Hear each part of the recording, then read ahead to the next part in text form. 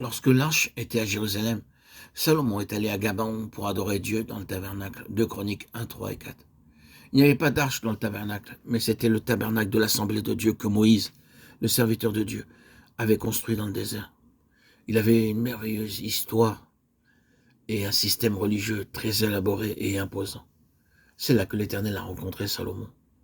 Loué soit Dieu, nombreux sont ceux qui ont pu le rencontrer à Gabon, car dans ce lieu, beaucoup de choses nous parlent de l'œuvre de son Fils. Salomon y a reçu quelque chose et nombreux sont ceux qui ont reçu des bénédictions. Mais qu'a fait Salomon dès que sa demande a été satisfaite? Il est retourné à Jérusalem.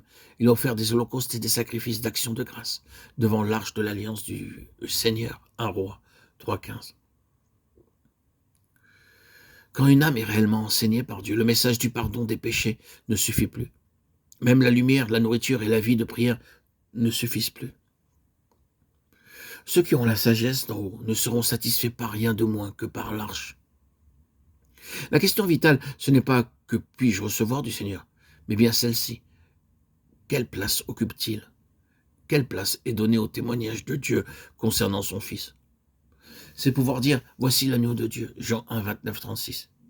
Si nous en sommes au stade de l'œuvre accomplie par le Seigneur, nous demeurons encore dans le tabernacle, que celui-ci se trouve à Shiloh ou à Gabon, cela importe peu. Ce qui est primordial, c'est de savoir où se trouve l'arche. Que signifie apporter l'arche à Jérusalem? Et pourquoi avoir une tente pour l'arche? Le Seigneur a déclaré que l'arche devait être dans le temple à Jérusalem et dans le royaume. Mais c'est l'œuvre de chaque véritable David, de chaque vainqueur, d'anticiper ce jour en y introduisant l'arche maintenant. Nous devons donner à Christ sa véritable place aujourd'hui.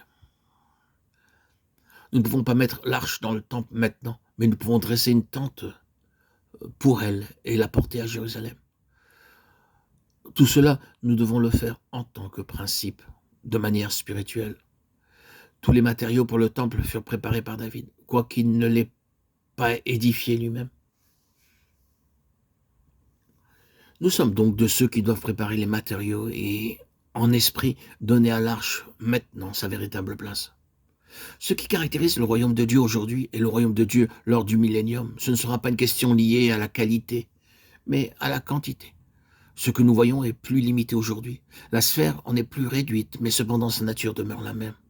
Cette œuvre se réalise dans la vie de certains individus maintenant, mais alors cela s'étendra au monde tout entier. Si je vis sous la souveraineté de Dieu maintenant, alors je suis aussi dans son royaume. Pendant le millénium, tout le monde devra vivre sous la souveraineté de Dieu, sous la seigneurie de Christ. C'est ce que représente l'arche. Que Christ soit tout en tous.